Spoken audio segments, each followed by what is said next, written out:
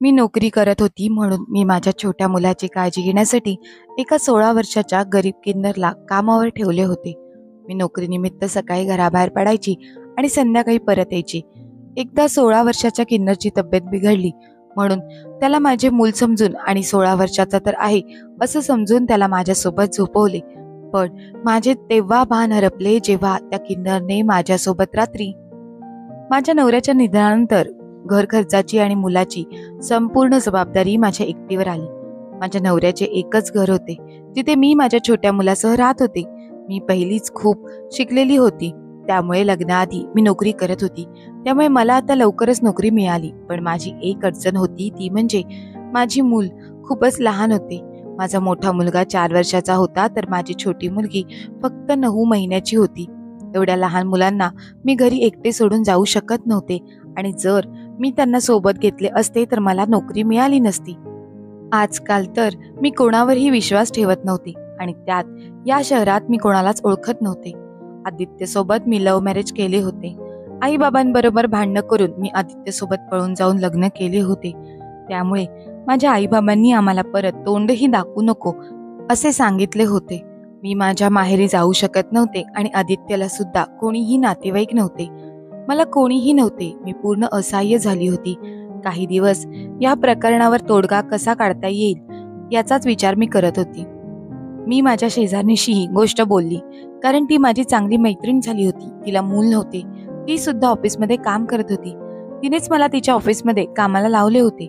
मी तिला विचारले की मला नोकरी लागली तर पण मी माझ्या मुलांना सांभाळून नोकरी कशी करू. तेव्हा ती मला म्हणाली, मी 16 वर्षाच्या एका किन्नर मुलाला ओळखते जो मुलांना सांभाळण्याचे काम करतो. मी हे सुद्धा ऐकलं आहे की तो विश्वासातला आहे. तू तयार असशील तर मी त्याला सांगते. किन्नरचे नाव ऐकून मला थोडे आश्चर्य वाटले होते. मी म्हणाले, नाही, माझ्या मुलांना किन्नर कसे वाढवू शकतो. तुला माहित आहे की हे एका वर्षाची गोष्ट नाही. जोपर्यंत मुलं त्यांच्या पायावर उभी राहत नाहीत तोपर्यंत मला ही नोकरी करावीच लागेल आणि मी किन्नरला कसे हे काम देऊ शकते. आतापर्यंत मी फक्त रस्त्यावर आणि लग्न समारंभातच किन्नर यांना नाचताना पाहिले होते आणि त्यांची हालचाल वेगळीच असते.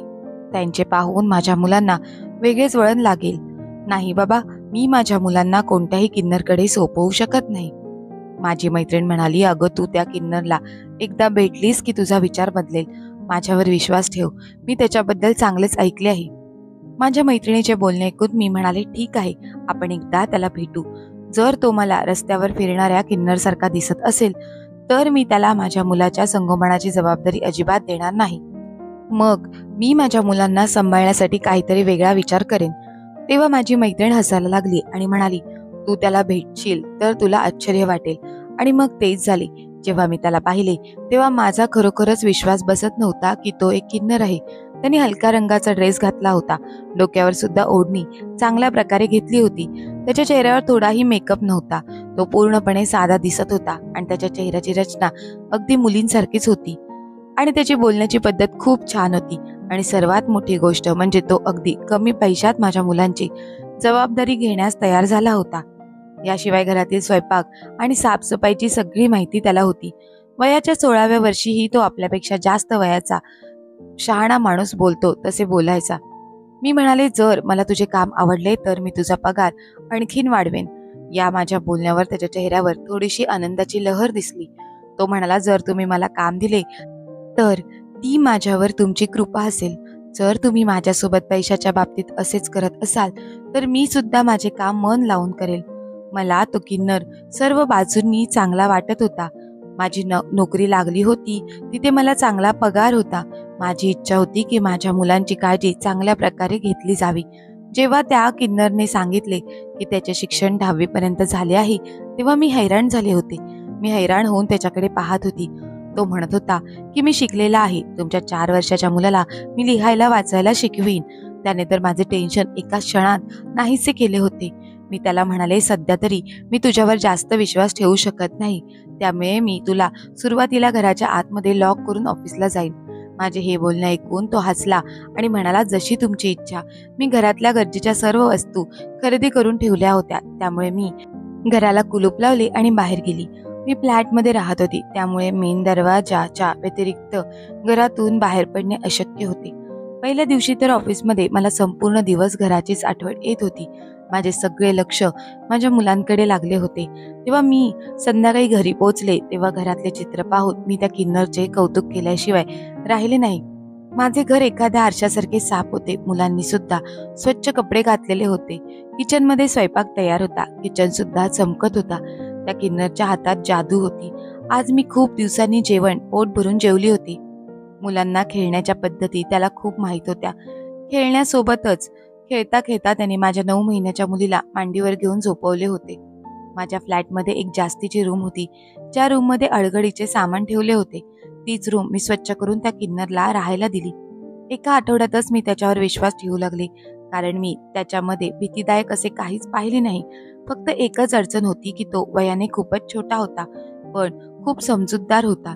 ऑफिसमध्ये मला माझ्या कामाने माझ्या बॉसचे मन जिंकायचे होते, कारण त्यांनी सांगितले होते की 6 महिन्यामध्ये जर माझा परफॉर्मन्स चांगला वाटला तर माझा पगार वाढवण्यात येईल. त्यामुळे मी खूप मन लावून माझे ऑफिसचे काम करत होते. घरी येऊन सुद्धा मी जेवण करायचे आणि लॅपटॉप घेऊन बसायचे. आज सुद्धा मी गॅलरीमध्ये लॅपटॉप घेऊन कामात व्यस्त होते, तेव्हा समोर टेबलावर मला कॉफीचा कप ठेवल्याचा आवाज आला. मी आश्चर्यचकित झाली होती. जसे मी माझी नजर वर केली तेव्हा समोर तो किन्नर उभा होता. त्यावेळी त्यांनी हलका फुलका कुर्ता पायजमा घातला होता. यावेळेला मी काम करून डोक्याने खूप थकली होती. मला खरंच यावेळेस कॉफीची इच्छा झाली होती. मी विचारच करत होते की थोडेसे काम केल्यानंतर माझ्यासाठी कॉफी बनवून घेईन, पण त्या अगोदरच त्या किन्नरने माझ्यासाठी कॉफी बनवून आणली होती. मला कधी कधी वाटायचे की तो एक किन्नर नाही तर एक जादूगर आहे. जी गोष्ट माझ्या विचारात असते तो तेच काम करून माझ्यासमोर आणून ठेवत होता. मी त्याला म्हणाले, खूप खूप धन्यवाद, मला आता खरंच कॉफीची गरज होती. माझे बोलणे ऐकून तो हसला आणि जमिनीवर बसला आणि मला म्हणाला, जेव्हा आपण बुद्धीचे काम करतो तेव्हा कॉफीची गरज भासते. मी म्हणाले, मग तू तुझ्यासाठी का नाही बनवलीस कॉफी? त्यावर तो म्हणाला, मॅडम, मला श्रीमंत माणसाच्या सवयी नाहीयेत. तो जेव्हा जमिनीवर बसला तेव्हा मी त्याला म्हणाले, तू खुर्चीवर बसत जा, असे खाली बसत जाऊ नकोस, मला खूप वाईट वाटते. तो म्हणाला, तुम्हाला एक गोष्ट सांगू का? मी म्हणाले, काय? सोबतच मी कॉफीचे गरम गरम घोट घेत होते. तो जेवण सुद्धा खूप सुंदर बनवत होता. कॉफी सुद्धा त्याने खूप टेस्टी केली होती. मला तर खूप दिवसांनी सुख भेटत होते. तो म्हणाला, मॅडम, प्रत्येकाला त्याच्या लायकीत ठेवा, म्हणजे तो तुमच्या डोक्यावर चढणार नाही. त्याचे हे बोलणे समजले नाही. मी त्याला म्हणाले, याचा काय अर्थ आहे? तो म्हणाला, नोकराला नोकरच राहू द्या, त्याला त्याच्या लायकीत राहू द्या, आणि मला माझी लायकी चांगल्या प्रकारे माहीत आहे. अशा प्रकारच्या त्याच्या या बोलण्यामुळे त्याने माझ्या मनात आणखीन स्थान निर्माण केले होते. पण एक दिवशी असे काही झाले याचा मी विचार सुद्धा करू शकत नव्हते. आज मला माझ्या बॉसने खुश होऊन लवकरच सुट्टी दिली होती. माझे बॉस मला म्हणाले होते की तुम्ही 2 महिने खूपच कष्ट घेतले आहात, त्यामुळे माझ्याकडून तुम्हाला आज हाफ डे आहे. माझ्या बॉसचे हे बोलणे ऐकून मी खूप खुश झाले होते. माझ्याजवळ एक छोटी गाडी सुद्धा होती, त्यामुळे मी विचार केला की आज संध्याकाळी मी किन्नरला आणि माझ्या मुलांना हॉटेलमध्ये जेवायला घेऊन जाईन, त्यांच्यासोबत वेळ घालवीन. खूप दिवस झाले होते ऑफिसच्या चक्करमध्ये मी माझ्या मुलांकडे दुर्लक्ष केले होते. पण मला काय माहित होते की मी जेव्हा घरी जाईन तेव्हा मला खूप मोठा धक्का बसेल. जेव्हा मी घरी पोहोचले तेव्हा मी दरवाजाची बेल वाजवली तर दरवाजा उघडला गेला नाही. 10-15 मिनिटांपर्यंत बाहेरच उभी होती मी आणि सारखी सारखी बेल वाजवत होती, पण कोणीही दरवाजा उघडत नव्हता. असे पहिल्यांदा झाले होते, नाहीतर तो किन्नर माझ्या एका बेलवरच दरवाजा उघडत होता. आता तर माझा जीव खूप घाबरायला लागला होता. मला माझा निर्णय आता चुकीचा वाटू लागला होता. किन्नरच्या सांगण्यावरून मी बाहेरून कुलूप लावायचे सोडून दिले होते. मला बाहेरून कुलूप लावून जायला पाहिजे होते. मी त्याला लगेच का सूट दिली काय माहीत. एका मागोमाग एक माझ्या मनामध्ये वाईट विचार यायला लागले होते. माझे मन खूप वाईटरित्या घाबरायला लागले होते. शेवटी आता मी दरवाजावर जोरजोरात हाताने वाजवायला सुरुवात केली. मी जोरजोरात ओरडत होती की दरवाजा उघडा, दरवाजा उघडा, पण दरवाजा कोणीच उघडला नाही. जसा वेळ निघून जात होता तसा माझा दिवस निघून जात होता. मी नाईलाज जास्त समोरच्या फ्लॅटचा दरवाजा वाजवला तेव्हा माझ्या शेजारणीने दरवाजा उघडला. मी तिला किन्नर बाबत विचारले तेव्हा ती म्हणाली, 1 तासापूर्वी मी तुझ्या मुलांना त्या किन्नर सोबत बाहेर जाताना पाहिले होते. हे ऐकून तर माझा जीवच गेला. मी तिला म्हणाले, तुम्हाला माहित आहे का तो किन्नर माझ्या मुलांना कुठे घेऊन गेला आहे? माझ्या डोळ्यातून सतत अश्रू उघळत होते. तेव्हा ती शेजारी मला म्हणाली, मला नाही माहीत, मी तर त्याला मुलांना घेऊन पायऱ्या उतरताना पाहिले होते.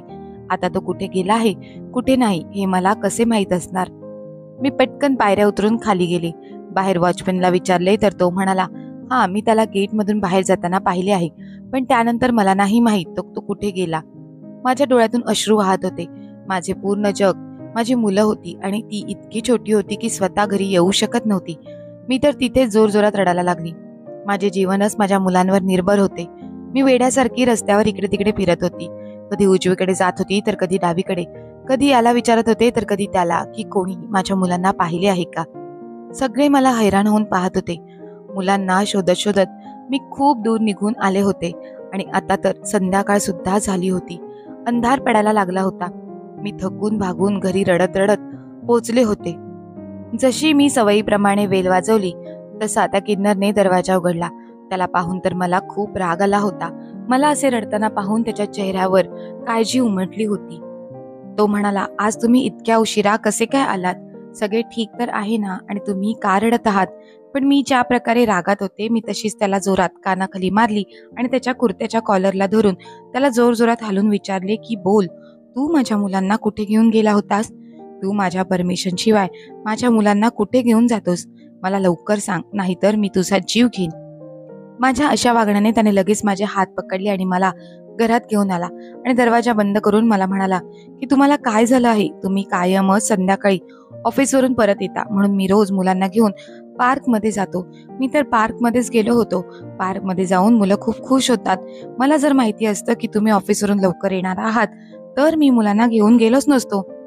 मी म्हणाले, तू कोण लागून गेलास माझ्या परमिशन शिवाय माझ्या मुलांना बाहेर घेऊन जायला? माझे बोलणे ऐकून त्याच्या डोळ्यात अश्रू आले. तो म्हणाला, तुम्ही बरोबर बोलत आहात. माझी फक्त चुकी एवढीच होती की मी तुम्हाला सांगितले नाही.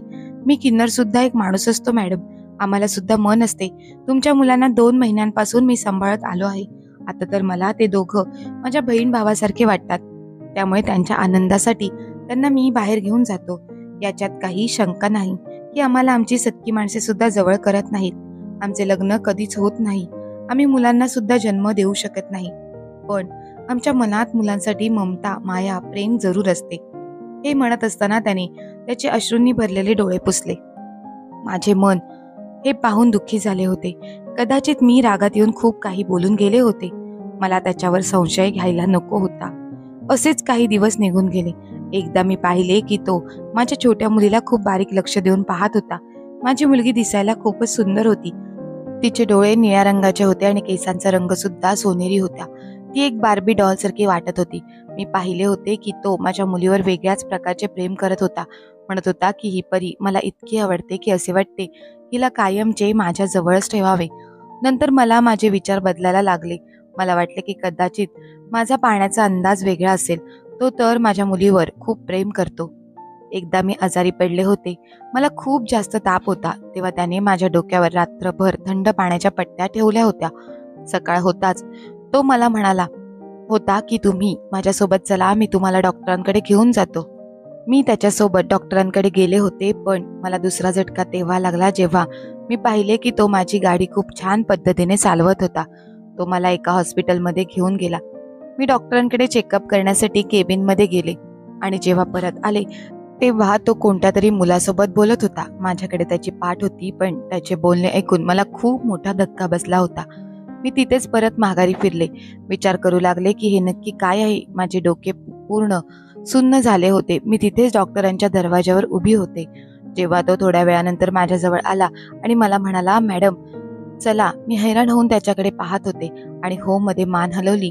मी म्हणाले, हो चला ना. मी घरी परत आले. पूर्ण दिवस मी फक्त त्याच्या बोलण्याचा विचार करत होते.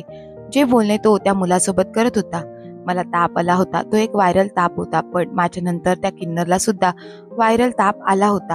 तेव्हा मी त्याला म्हणाले की तू माझ्या आजारपणात माझी खूप सेवा केली आहेस, त्यामुळे असे कर, तू माझ्यासोबतच माझ्या खोलीत झोप. तुझी तब्येत जास्त खराब झाली तर मी तुला डॉक्टरांकडे घेऊन जाईल, नाहीतर तुला औषध देईन. त्याने माझे बोलणे ऐकले आणि माझ्या बेडवर एका कोपऱ्यात झोपल्या.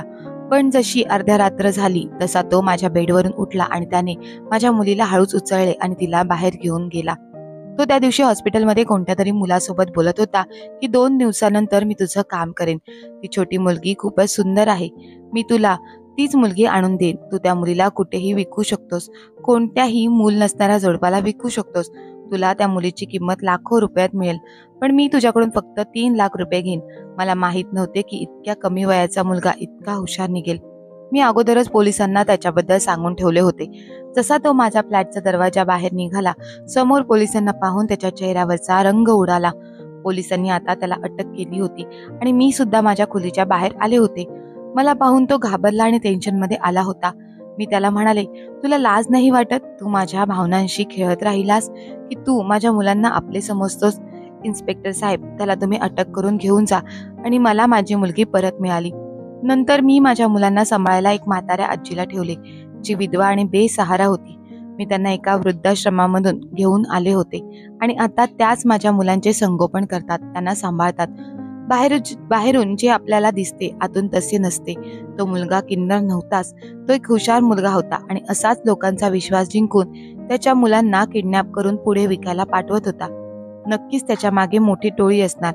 आता मी हा विचार करत होते तेव्हा माझा जीव निघून जातो. जर खरंच मला त्या मुलाबद्दल समजले नसते तर माझ्या मुलीचे काय झाले असते? देवालाच माझ्या मुलीचे वाईट होऊन द्यायचे नव्हते. म्हणूनच त्याने मला सद्बुद्धी देऊन माझ्या मुलीला वाचवले. मित्र आणि मैत्रिणींनो, तुम्हाला ही गोष्ट आवडली असेल तर गोष्टीला लाईक करा, शेअर करा आणि गोष्ट कशी वाटली ते आम्हाला कमेंट्स करून नक्की कळवा. धन्यवाद.